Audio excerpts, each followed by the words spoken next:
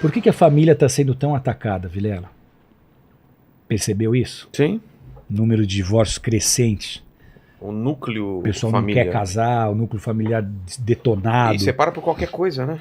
Qualquer problema. Isso também tem uma raiz. Isso também tem uma teoria. Antes do movimento tem a teoria, antes da revolução tem a tese. Então você volta lá em Karl Marx, ele tinha um melhor amigo dele que era Friedrich Engels. Engels escreveu um livro chamado Origem da Família, da Propriedade Privada e do Estado. Eu li esse livro inteiro para entender. O que você descobre? Que na visão deles, partindo do evolucionismo, no princípio, os homens conviviam em comunidade, toda mulher era de todo homem e todo homem era de toda mulher, não tinha casamento, não tinha homem e mulher, e os filhos eram de todos. Então eles viviam que nem uma alcateia de lobos, viviam que nem bicho. Eram criados pelo eles se alimentavam do que a terra poderia produzir, até que alguns mais espertos, segundo eles, começaram a querer ter maior quantidade de provisão, então começou a ter mais gado, mais plantações, e para cuidar do gado e das plantações, eles começaram a constituir família. Eles escravizavam a mulher e os filhos e botavam para trabalhar lá. Então, na cabeça desse pensador, desse pai, na verdade, do progressismo, ele está dizendo que a desigualdade social começa na família. Porque a família, na sua origem, teria sido um homem escravizando a mulher e os filhos para trabalhar para ele. Aqui já começaria a desigualdade social. Então ele passa a dizer que nunca vai haver igualdade social enquanto houver família. E por mais assustador que isso pareça, essa é a linha de pensamento que alimenta muito do pensamento atual da esquerda. Por que você vê que todas as leis contrárias aos valores familiares são escritas por partido de esquerda? Porque esse é um tipo de raiz, é um tipo de alicerce, é uma premissa. Eles não querem que exista família, eles acham que a família é um problema, eles acham que na família tem desigualdade social. Então, por aí você vê o que a gente está enfrentando. Por aí você vê pela revolução que o mundo está passando. E, de novo, os polos. Capitalismo, comunismo. Tese, antitese. O que é a síntese? Governo da nova ordem mundial. Anticristo. Vocês viram o que aconteceu? Não funcionou nem capitalismo, nem comunismo. Vocês ficaram em guerra. Teve uma guerra mundial. Vocês se destruíram, vocês se autodestruíram. Então não é nem a tese nem a antitese. É a síntese. E aí surge o anticristo no cenário, implantando a nova ordem mundial. Num ponto que a humanidade vai estar vivendo tantas crises simultâneas, porque também está programado para, junto com o início da Terceira Guerra Mundial, de acordo com Doc Marx, que é esse ex-satanista que escreveu o livro, ele diz que está programado uma série de catástrofes para serem geradas junto com a Terceira Guerra Mundial. Então ele diz que estão programados terremotos, furacões, uma guerra nuclear entre as Coreias. Ele está dizendo que tudo isso vai acontecer simultaneamente ao início da Guerra Mundial. Fome, vai ter epidemia, pandemia, e aí você fala, poxa, mas como, né? Como é que ele teve acesso a essas informações? São as mesmas visões dos espíritos guias que aqueles caras lá atrás que estão trabalhando por esse projeto receberam. Ele só registra as visões. Vai acontecer, não vai? A gente não sabe, mas elas existem, são previsões ocultistas. O que importa pra gente, pra mim, são as profecias bíblicas, mas muitas vezes essas previsões ocultistas, elas casam com o que a Bíblia está dizendo. Então a gente tem que entender que momento que é esse da história do planeta que a gente está vivendo. Isso deveria funcionar no coração de cada um da seguinte forma: eu estou mais perto do fim do que eu imagino. O que vem depois? Era motivo para as pessoas estarem se voltando a Deus. Se arrepende. Jesus está voltando. Você quer ficar? Quer ficar na tribulação? Quer ficar com o anticristo aqui? Jesus disse que esses dias serão os dias de maior terror, que os homens vão desmaiar de terror, de tanta coisa ruim que vai estar acontecendo ao mesmo tempo. E aí por que eles falam que essas catástrofes vão ser programadas? Porque eles defendem que eles vão usar a tecnologia HARP, que é uma tecnologia e um método de você manipular clima. Então você consegue fazer muita chuva para ter enchente, você consegue fazer furacão, você consegue criar terremoto. Esse é um estudo que dá para ir embora. Você entrar na internet, você vai descobrir muita coisa sobre isso. Então tem isso. O ser humano agora devia estar olhando para todos esses acontecimentos e se questionar o que vem depois. E se eu morro agora, para onde eu vou? Era hora de estar se voltando a Deus, era hora de se arrepender dos pecados, era hora de estar se consertando com Deus. Não é hora de brincar, porque todos os eventos que antecedem o arrebatamento já se cumpriram, não tem mais nada faltando. Jesus pode voltar a qualquer momento, Jesus pode arrebatar a igreja a qualquer momento. A construção do templo é para a segunda vinda de Jesus, não é para o arrebatamento. Ah, é? É. O templo tem que ser construído para a segunda vinda de Jesus, não para o arrebatamento. Entendi. Mesmo porque, se você parte de uma visão pré-milenista, aliás, pré-arrebatamento, pré-tribulacionista, desculpa, vou tomar uma água aqui.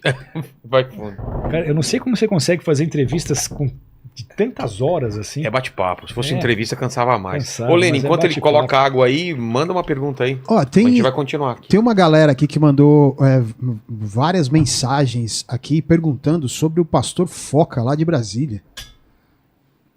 O que tem, pastor Foca? Eles estão perguntando, eles estão falando aqui o seguinte: pastor Foca, aqui em Brasília precisa ser o pastor Foca.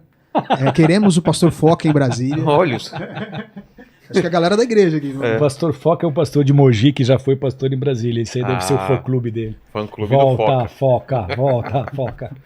O pastor de Brasília hoje é incrível, o pastor Jair. Está fazendo um trabalho excelente. E o Foca está em Mogi. Ah, tá.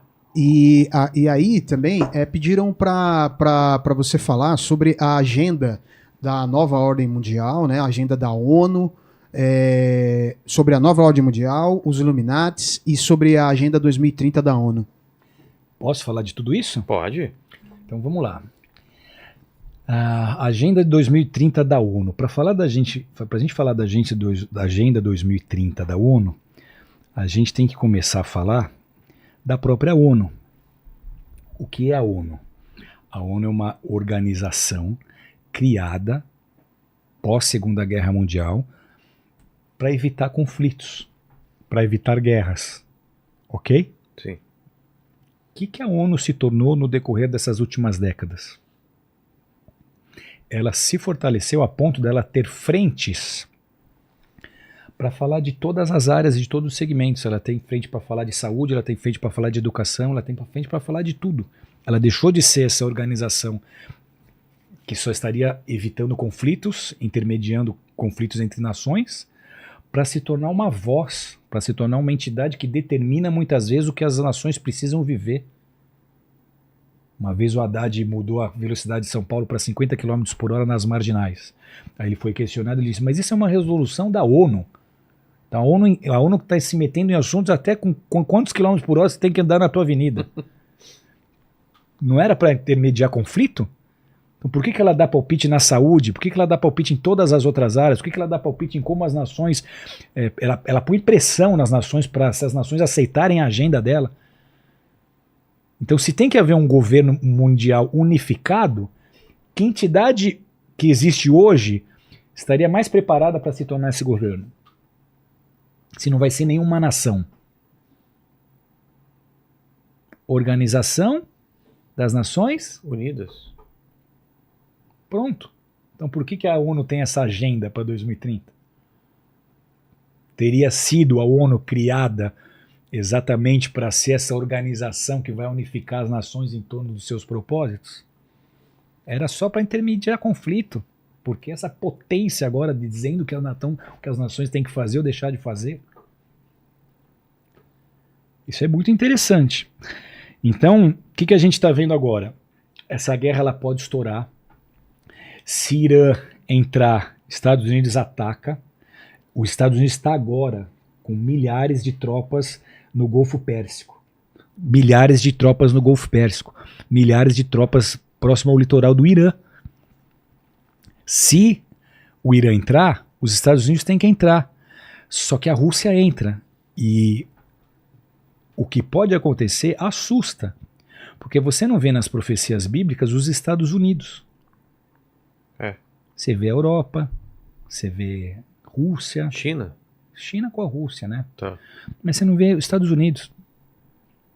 Então, o que pode acontecer? Se você... Uma das previsões de Doc Marx para que haja esse terror simultâneo é que no início da Terceira Guerra também haveria um terremoto em Los Angeles. Tudo isso, predição ocultista. Big ok? One. Exatamente. Então eles estão até falando sobre isso. Mas o Irã e a Rússia, eles desenvolveram armamentos antinavios, um míssil antinavios, que é o SSN-22, que é um míssil que ele tem 2 vezes e meia a velocidade do som. Isso dá 2.500 km por hora. E que os navios americanos não teriam como se defender desses mísseis. E que a China comprou essa tecnologia e que o Irã tem um navio guia, que é um navio menorzinho, que ele consegue navegar pelo Golfo entre os outros navios, é mais difícil de acertar, e ele tem condições de levar esses mísseis com uma ogiva nuclear. Ou seja, com um míssil eles podem arrebentar com porta-aviões e com todos os outros navios em torno desse porta-avião. Então existe também essa linha de pensamento que diz que a Rússia superou em alguns momentos os armamentos dos Estados Unidos. Se você vê em número de mísseis, a Rússia tem mais mísseis que os Estados Unidos. Se você somar Rússia, China, Irã, acabou. Então é esse momento que a gente está vivendo agora. E por que os Estados Unidos vai entrar? Porque tudo também tem a ver com petróleo. Os Estados Unidos está presente no Golfo Pérsico por quê? Porque é dali, pelo estreito ali, que se escoa todo o petróleo deles. Por que a China e Rússia estão interessados? Porque ali escoa petróleo, do Kuwait, da Arábia Saudita, de outros países produtores. Então tudo tem um interesse. Não é porque o Irã é legalzinho e a Rússia gostou dele. Agora... A agenda, né, que ele perguntou. A agenda. 2030, é isso? Então, essa agenda ela está em pleno curso. A gente tem que saber disso. Ela vai se cumprir de qualquer forma. Qual que foi a outra pergunta?